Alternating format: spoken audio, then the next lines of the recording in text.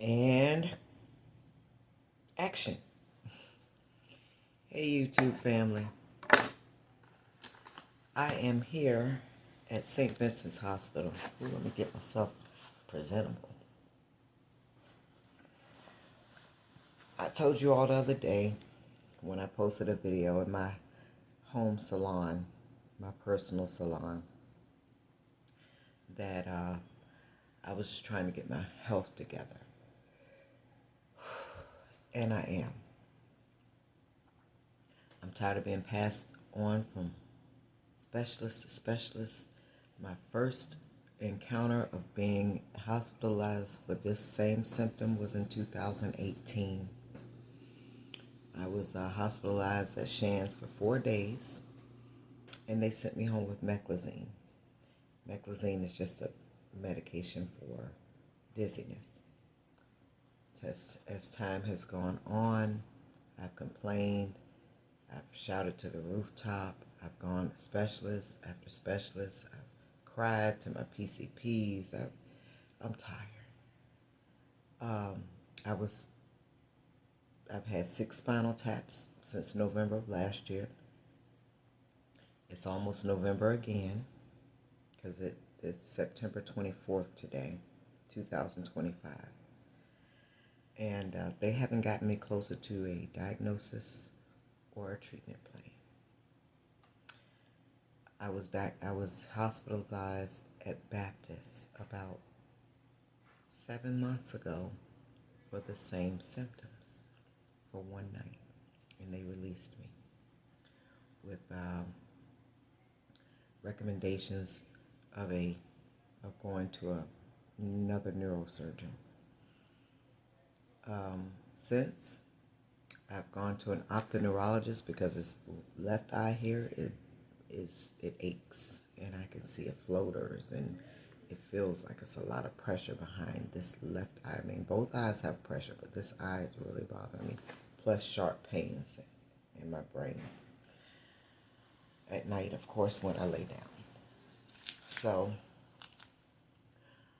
it's just becoming unbearable, guys. I mean, if you guys suffered something like this every single night since 2016, it's been going on.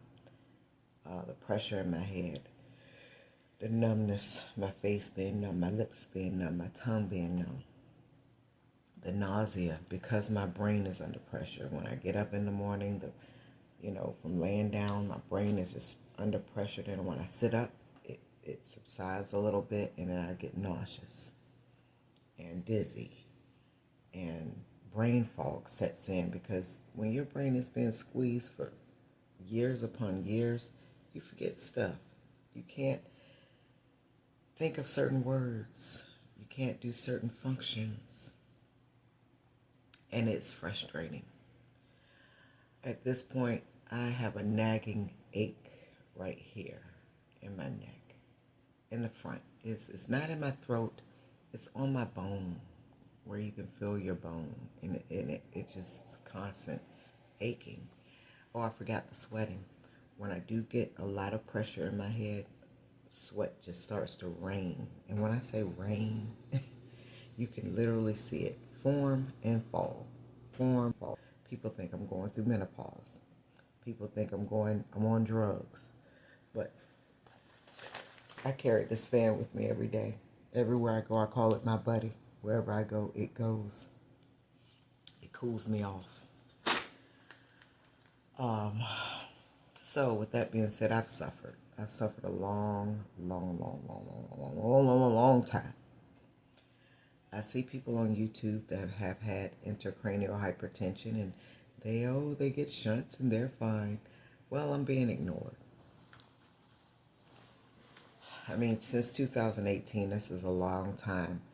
Like I said, I've had 6 spinal taps, and I had to come last November and beg them to give me a spinal tap so that they could see that I was not lying, and I had my elevated pressures. So they diagnosed me with intracranial hypertension. I had to make them do that. I had to beg. Who comes into an emergency room and beg for a spinal tap? This was last year in November.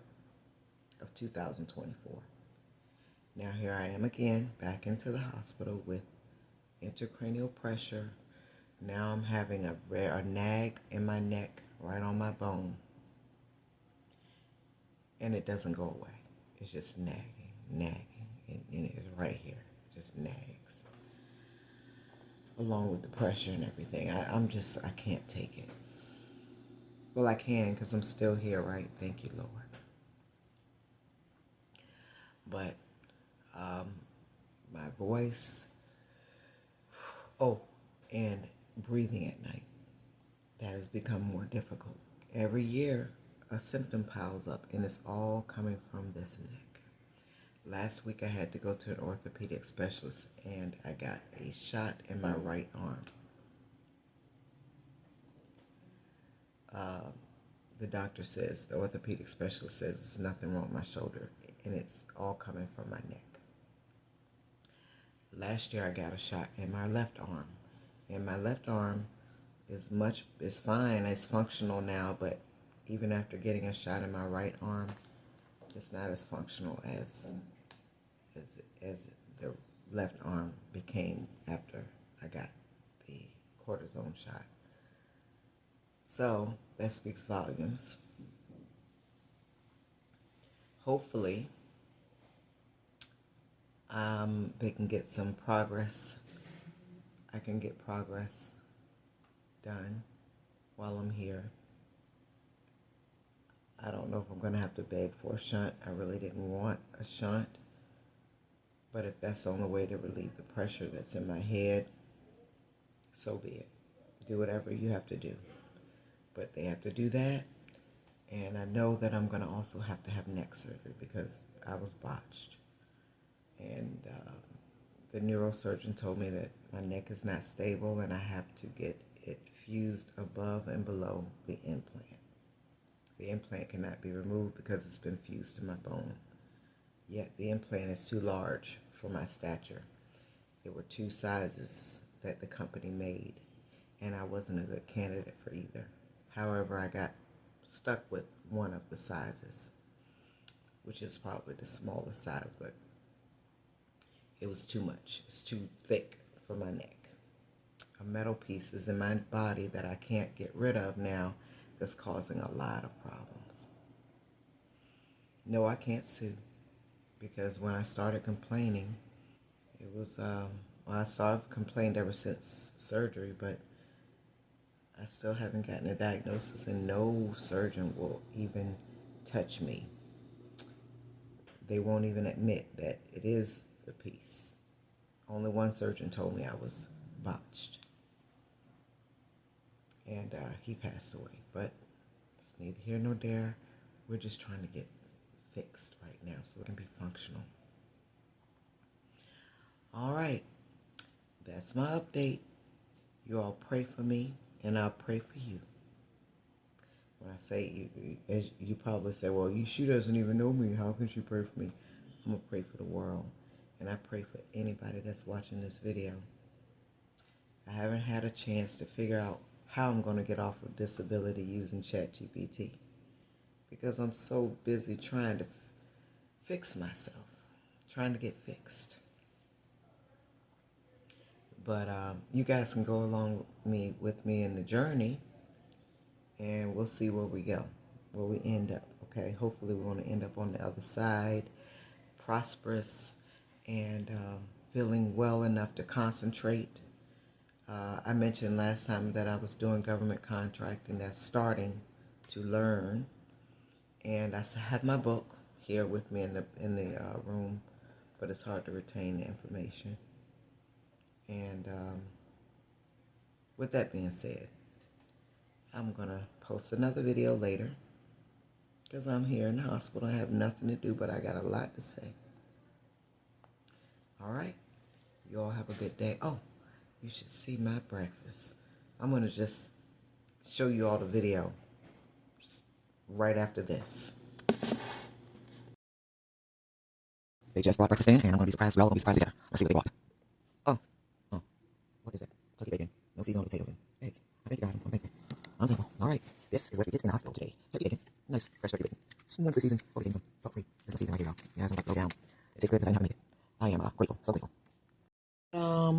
They gave me salt-free seasoning and pepper, no salt. So I got salt-free turkey bacon because it ain't salty. Salt-free potatoes, salt-free eggs. I'm not on a restricted diet, but they're going to restrict me today.